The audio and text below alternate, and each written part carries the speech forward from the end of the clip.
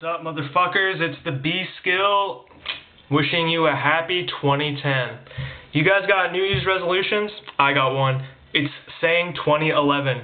All throughout 2010, I kept saying 2010, and it was kind of annoying, so that's my New Year's resolution, and then that's that. But the main meat and potatoes of this video is my top 5 movies of 2010. See, it's hard. You catch yourself sometimes. But anyways, I wanted to compile like a list of 5 movies, mainly because I don't own probably enough for 10, because I wanted to show you the physical copy of the film. And I think a top 5's good anyways, because I ramble a lot, and this video would be like 30 minutes if I had 10 films to talk about. So without further ado, I'm going to go where I keep my DVDs and show you guys my top 5. And if you want to, you can show me your top 5, and I'm sure you will enjoy that. So hold on a second. Here we go to my room. This cool thing I found in the garage the other day. My original Batman Returns. I got the Penguin, and I got Batman right there. And I'm selling those. So comment below in the video if you're interested in buying one of these. I don't know how much they go for, but I will sell them very cheap. Now on to the video. If you can see right here, I got a haircut. And yes, I'm expecting the Justin Bieber comments. So go for it. Insult me, I don't care. Let's go on with the top 5. The last time I did this video, this is the second time I'm doing it, I rambled and my camera shut off. So let's get this started. Number 5 is Scott Pilgrim versus the World.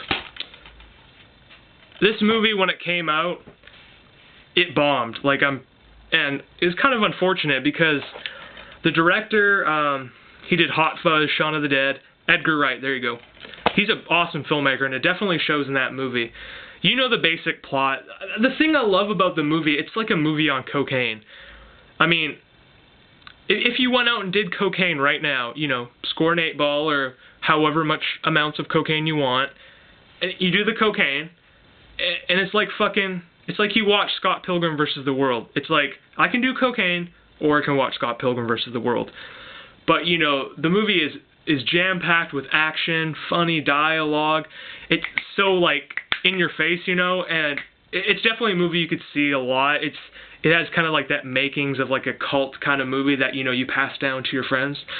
So in a way, I mean, it lost a lot of money because I don't think it went up to its budget, but I think it's going to find a home on video. So that was my number 5. Number 4 is a movie I fucking loved. It's Kick-Ass. With Aaron Johnson, Christopher Mintz-Plasse, Mark Strong, Chloe Moretz, and of course Nicolas Cage. Which I was surprised because Nicolas Cage was doing some really god-awful movies before he did Kick-Ass, so it's good to see Nick Cage finally do something, you know, worth watching. Although the movies that's coming up with him in it don't look that great. So, I mean, I'm kind of eating my words right there. Anyways, Kick-Ass it's its name, you know. It's similar in Scott Pilgrim versus the World in a way where there's never really a dull moment. There are slower scenes, I guess, and the dialogue isn't as punchy, but there's something about the movie. It's like I have asked myself that question: why has no one ever thought of becoming a superhero? I mean, I'm pretty sure everyone has asked themselves that question. It's just it's funny, it's vulgar, it's violent, it's just kick-ass. I mean, I sound like a moron because so many people have said that in their videos describing Kick-Ass, but fuck it, who cares? My number 3, I don't actually own the physical copy, but I'll give you a hint at what it could be. He directed this movie, and he directed this movie. If you didn't know who that was, that's Darren Aronofsky. Correct my pronunciation if I didn't pronounce that right. But it's still in theaters, that's why I don't actually have the physical copy of it. Black Swan, with Natalie Portman, Mila Kunis, and other people. I forgot the names of the other actors in it, but I think those are the 2 main actresses in the movie. It's just, my other two are so neck and neck that this movie on any other list would be number one.